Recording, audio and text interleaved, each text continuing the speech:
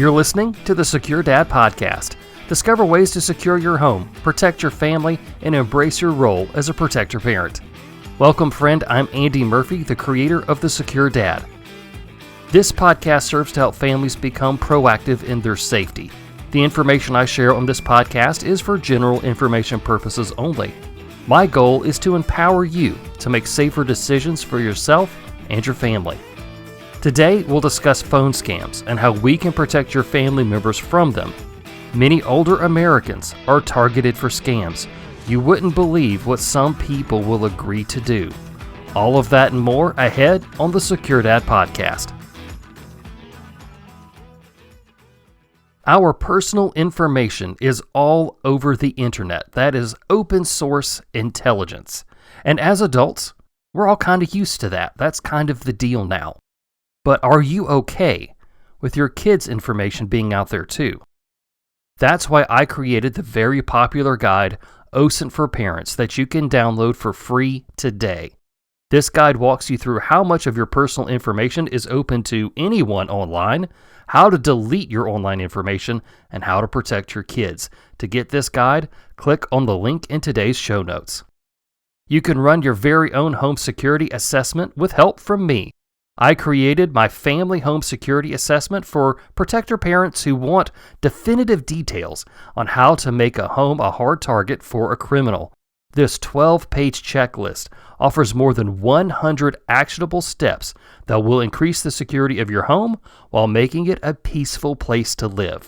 Download it today to make your home safer tonight. Get your copy at the Secure Dad store by clicking on it in the link in today's podcast notes.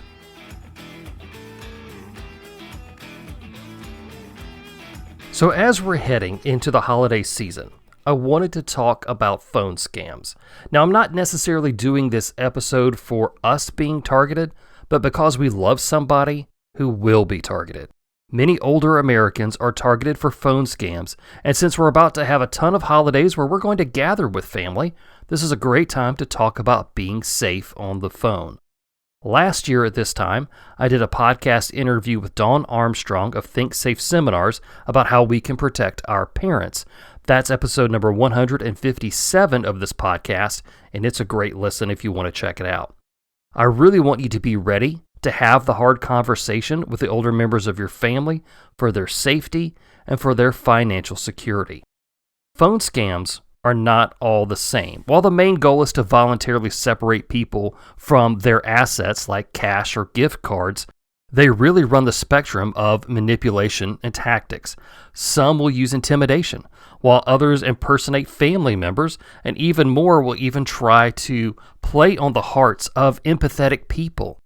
And not all phone scams are voice-to-voice. Now, text scamming is becoming more popular than calls, so we have to watch out for that as well.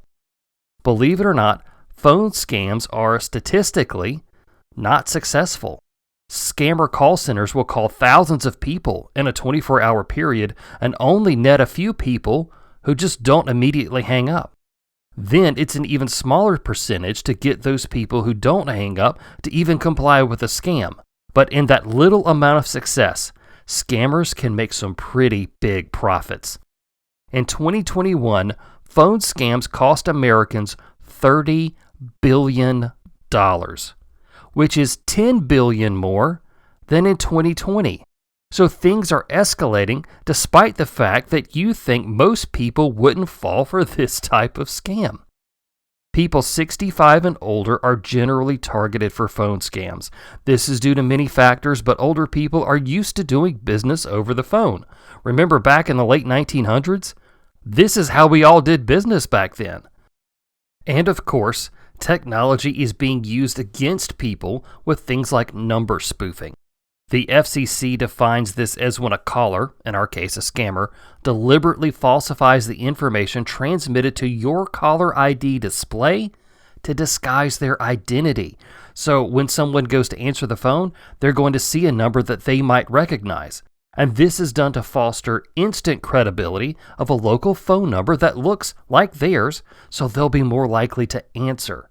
And to top it off, these are real phone numbers. Once my number was spoofed, and in one morning I got several calls from a lot of confused people, and one combative ambulance chasing lawyer. Now, I've shared that before, but at that time, I didn't know what had happened. The second time my number was spoofed, I was able to explain to the people who called me back what was really going on and actually educate them. And scammers, they're going to latch onto a number for about half a day, make a bunch of calls, and then they're going to move on to a new number.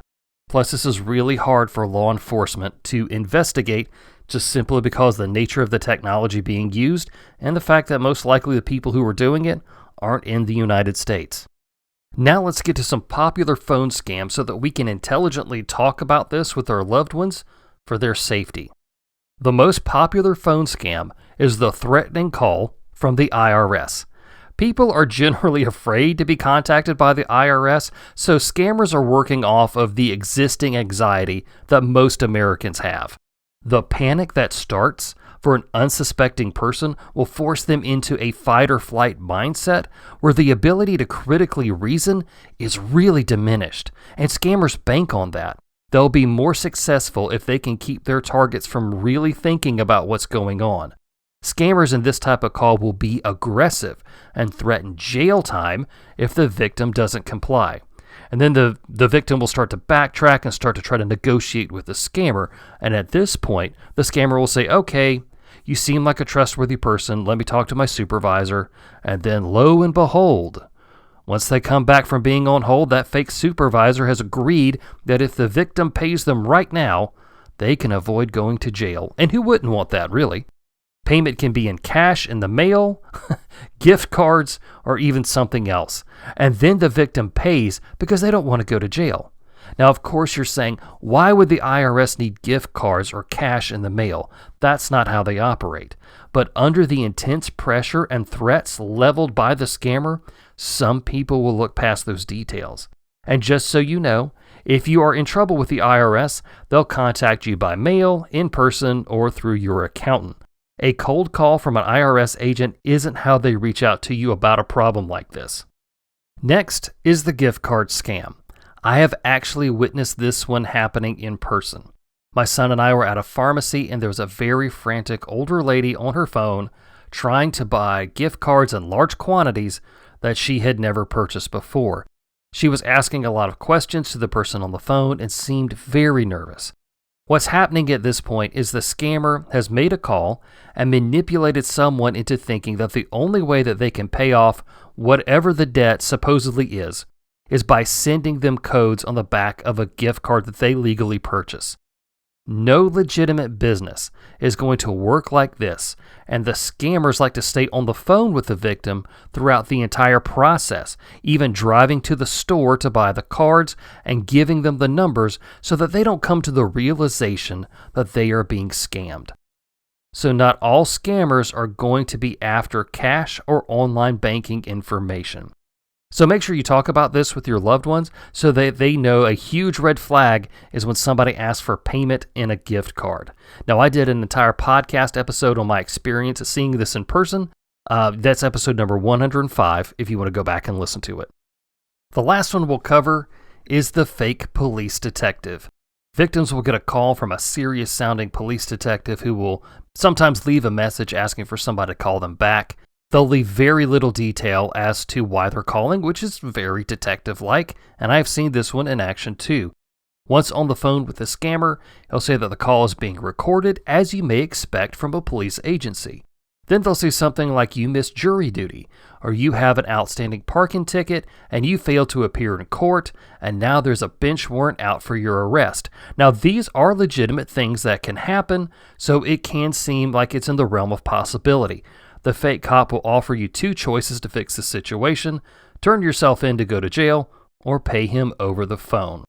So the red flag here is that generally, you don't pay the police. If you get a parking ticket in the city, it's issued by the police, but you pay the city. If you get a speeding ticket issued by a deputy, you pay the county, not the sheriff's office. Also, law enforcement won't call you over this kind of stuff.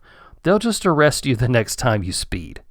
So those are some of the more common scams that you and your family members may face while just simply answering the phone. You may also wonder why your parents or even your grandparents seem to get more of these scam calls than anyone else. Well, unfortunately, there's a reason for this. scammers will sell their phone lists to other scammers.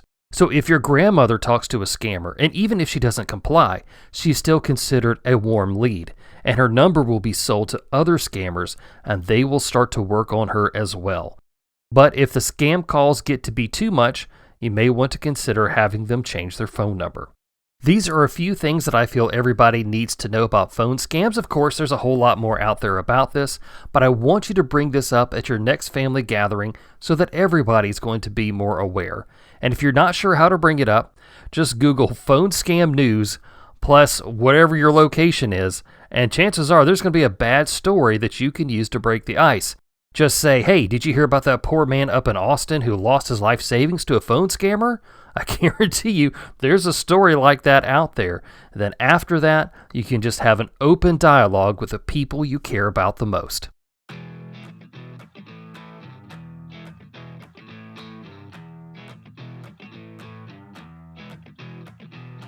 Well, that's everything I have for the Secure Dad podcast for today. Thank you, friend, for listening. Get your family home security assessment today and make your home safer tonight. Download your copy at the link in the notes for this episode. I'm Andy Murphy, and until next time, take care and be secure.